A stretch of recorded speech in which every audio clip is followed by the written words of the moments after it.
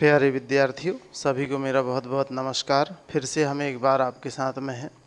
हम चर्चा करने के लिए आज तैयार हैं ग्रामीण बस्तियों के प्रकार। ग्रामीण और नगरीय बस्तियां हम लोग पढ़ लिए हैं। आप लोग तैयार कर लेना, वो प्रश्न बहुत महत्वपूर्ण है। और ये जो प्रश्न पढ़ने वाले हैं ये भी परीक्षा के दृष्टिकोण से बहुत महत्वपूर्ण प्रश्न है। आप तैयारी करते रहें, आप जो है उसको पूरे तरीके से तैयार कर लें, आप समझ लें, आप अपनी ही भाषा से लिख लें, कोई दिक्कत नहीं है। ठीक है, आप बस बने रहें, तैयारी करते रहें, शुरुआत कर दें। शुरुआत कर देंगे आप लोग तो देखेंगे कि आप जो है बहुत अच्छे अंक ला के और बहुत कुछ सीख के जो है आप इस साल जाने वाले हैं आगे की तरफ में। देखिए, आज जो हम लोग कर रहे हैं वो हमारा भविष्य निश्चित करता है। तो आज की जो मेहनत है आपकी, आपके भविष्य को संवारेगी। ठीक है, जो हम लोग आज शॉर्ट्स में या फालतू के वीडियो देखने में समय ख़राब कर रहे हैं उसका भी कहीं ना कहीं आपको नुकसान होगा। अभी एक रिसर्च हुई है, उसमें ये बात निकल कर आई है कि आने वाले 15-20 सालों में मोबाइल के कारण से हर एक घर में एक व्यक्ति पागल हो जाएगा। ठीक है, तो ये चौंकाने वाला शोध है। अब हो सकता है, देखते हैं आगे क्या होता है। लेकिन आप लोग जो है इस लत में अगर हैं तो थोड़ा सा कम कीजिए, कंट्रोल कीजिए और सार्थक उपयोग कीजिए मोबाइल के। सार्थक उपयोग, वर्तमान समय में मोबाइल का सार्थक उपयोग एक प्रकार की चेतावनी की तरह है। ठीक है, तो आप उसको स्वीकार कीजिए और उसका सही उपयोग कीजिए। ठीक है, मोबाइल और टेक्नोलॉजी से आपको दूर नहीं किया जा सकता है, ये बात सही है, लेकिन उसके सकारात्मक तरफ आप जाएं तो उससे जो है आपका भविष्य उज्ज्वल होगा। बस मैं यही कह सकता हूँ। आगे आप लोगों का काम है, आप क्या करते हैं। फिर इसके बाद जो हम आज जो चर्चा कर रहे हैं वो है ग्रामीण बस्तियों के प्रकार। ग्रामीण बस्तियों या ग्रामीण बस्तियां जो होती हैं, इनके ग्रामीण बस्तियां या बस्तियों के प्रकारों को विस्तार से समझाइए या समझाइए, इस तरीके का क्वेश्चन आता है। तो आप जो है समझें, ये बहुत महत्वपूर्ण क्वेश्चन है। और ये क्वेश्चन आपको कितने 4 नंबर के क्वेश्चन में देखने को मिलेगा। आप जो है तैयार कर लें इसको, बहुत अच्छा क्वेश्चन है, बहुत सरल क्वेश्चन है। ग्रामीण बस्तियों के जो पहले आप ग्रामीण बस्तियों का प्रकार पूछा जाता है तो आप लिख देंगे ग्रामीण बस्तियां वे बस्तियां होती हैं जहां जनसंख्या का अधिकांश भाग प्राथमिक क्रियाकलाप में लगा होता है। प्राथमिक क्रियाकलाप मतलब कि कृषि, पशुपालन, मुर्गी पालन, भेड़ बकरी पालन, जड़ी बूटी एकत्रित करना, लकड़ी बेचना, है ना, और फल फूल एकत्रित करना, जंगलों से जो चीज़ एकत्रित की जाती है वो सभी चीज़ें इसमें आ जाएंगी।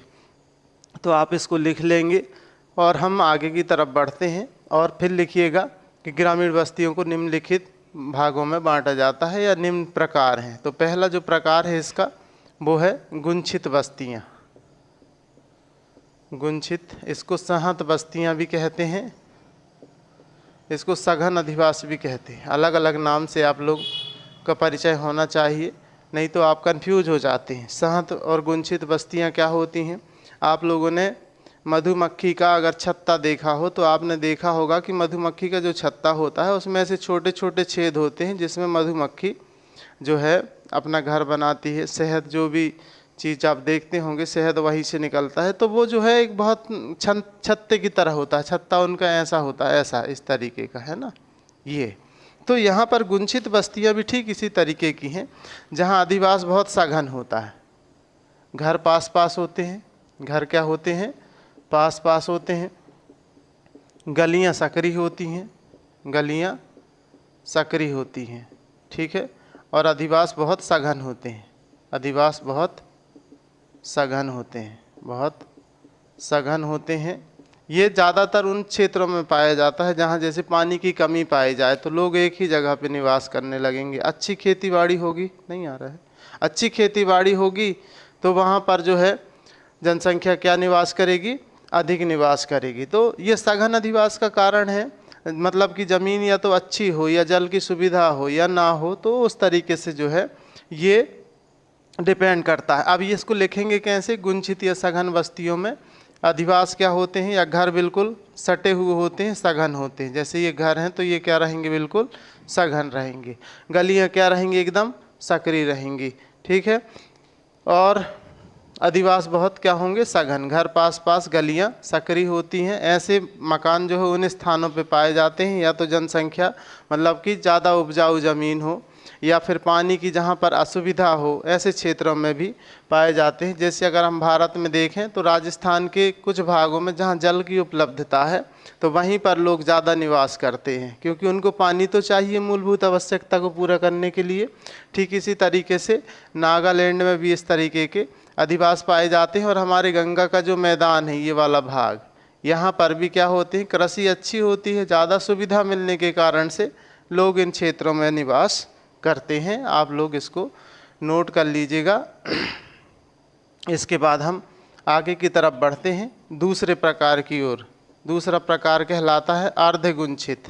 अर्धगुच्छित, अर्धगुंछित मतलब कि ये कहलाएगा विखंडित अधिवास। विखंडित अधिवास, तो विखंडित जो बस्तियां होती हैं, विखंडित बस्तियां क्या होती हैं विखंडित बस्तियां क्या होती हैं, ये होती हैं कि जो गांव हैं, ये कोई गांव है, गांव के इस भाग में लोग निवास करते हैं। इसके मुख्य जो भाग है, इसमें ज़मींदार, जागीरदार या मुख्य जो जिनका वर्चस्व गांव में होता है वो लोग निवास करते हैं। और फिर यहाँ से जब जनसंख्या इसकी बढ़ती है तो कुछ दूरी पर लोग जाकर अपने मकान बनाने शुरू कर देते हैं। तो दो बस्तियां बन जाती है, एक तो मुख्य बस्ती होती है और दूसरी उसकी उपबस्ती होती है। तो इस जो बस्ती है ये विखंडित बस्ती कहलाती है। क्या कहलाती है, विखंडित होती है।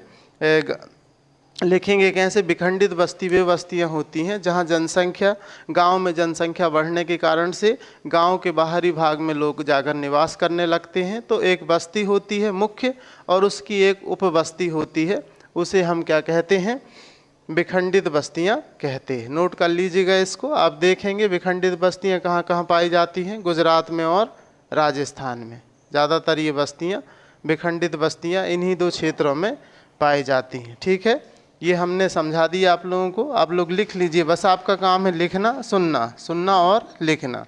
अब आप लोग कीजिए उस काम को, ठीक है।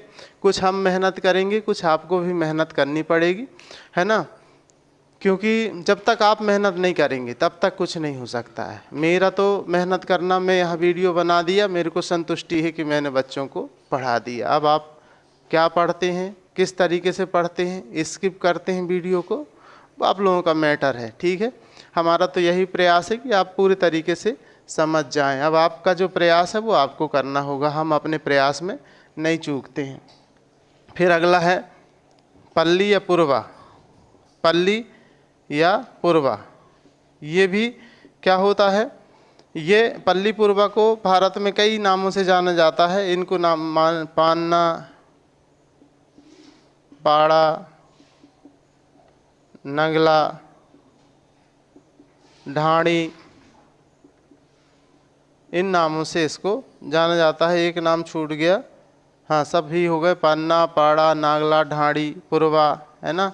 आप ग्रामीण बस्ती के बाद नगरीय बस्ती पढ़ेंगे तो हैमलेट नाम मिलेगा। हैमलेट क्या होता है, नगर के बाहर जो बस्तियां होती हैं जिसमें 150 से लगभग आबादी हो, 150 की, वहाँ पर शहर के लोगों को सुविधा उपलब्ध कराने के लिए वो बस्ती बस जाती है।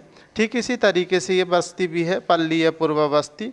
क्या होता है, एक दूसरे से, जैसे कि एक मुख्य गांव है, ठीक है, एक मुख्य गांव के आसपास इस तरफ भी बस्ती हो जाएगी। कुछ देखेंगे बड़े शहरों में देखने को मिलता है, गाँव में भी ये देखने को मिलता है। गाँव से बाहर की ओर अलग अलग क्षेत्रों में बस्तियाँ डेवलप हो जाती हैं, ठीक है, कुछ दूरी पर। तो ये बस्ती कहलाती हैं पूर्वा या पल्ली, मतलब गांव की जनसंख्या बढ़ती है। देखिए यहाँ पर भी संयुक्त बस्ती, यहाँ पर गांव है, उसके साथ एक छोटी उसकी बस्ती है। यहाँ पर क्या हो रहा है, गांव के बाहर जो है लोग निवास कर रहे हैं, वो एक पूर्वा की तरह बन गया है। पूर्वा की तरह मतलब जो यहाँ पर भी लोग यहाँ जनसंख्या निवास नहीं कर पाती है, जिसके कारण से लोग गाँव के बाहरी भागों में जाकर निवास करने लगते हैं। तो एक बस्तियाँ की अनेक उप बस्तियाँ क्या होती हैं, डेवलप हो जाती हैं या विकसित हो जाती हैं। हम उन्हें क्या कहते हैं, पूर्वा या पल्ली, ठीक है। तो पल्ली समझ गए होंगे, ये जो गांव है ये पल्ली क्या होते हैं, एक मुख्य गांव होता है, इसके बाहर अनेक मुख्य उप गांव जो है विकसित हो जाते हैं, इनको हम पुरवा कहते हैं या पल्ली कहते हैं। ठीक है, तो इस गांव के बाहर की ओर लोग जाकर निवास करने लगते हैं। ये बन जाएगा आप लोगों को। इसके बाद हम आगे की तरफ बढ़ते हैं। चौथा जो है अधिवास, परिक्षिप्त आवास, परिक्षिप्त। ठीक है, परिक्षिप्त या इनको हम कहेंगे बिखरी हुई बस्तियाँ। बिखरी हुई बस्तियाँ जो होती, अच्छा पल्ली या पूर्वा वाली जो बस्तियाँ कहाँ कहाँ पाई जाती हैं, देखें छत्तीसगढ़ में पाई जाती हैं, छत्तीसगढ़ है ना, और हिमालय की निचली वाले जो क्षेत्र है, हिमालय पर्वत है ये वाला, इसकी जो घाटियाँ वाला क्षेत्र है, ये इधर कहीं कहीं जो है ये बस्तियाँ पाई जाएंगी। कौन सी बस्तियाँ, पल्ली या पूर्वा वाली बस्तियाँ। ठीक है, मतलब कि एक टोला होता है जिसको गांव में टोला मोहल्ला कहते हैं, वो उसी तरीके की बस्तियां होती हैं। परिक्षिप्त बस्तियां जो होती हैं ये क्या होती हैं, जहां कम उपजाऊ ज़मीन हो, कम उपजाऊ ज़मीन हो तो लोग क्या करते हैं, खेत के अंदर, जैसे ये आसपास उसका खेत है तो खेत के अंदर ही क्या कर लेंगे, अपना घर बना लेंगे और इसकी देख रेख के लिए जो है क्या करते हैं, वहीं पर बस जाते हैं। मतलब घर जो है एक घर होगा, फिर इसके बाद दूसरा घर, दूसरा खेत होगा, और दूसरे खेत के अंदर दूसरा घर होगा।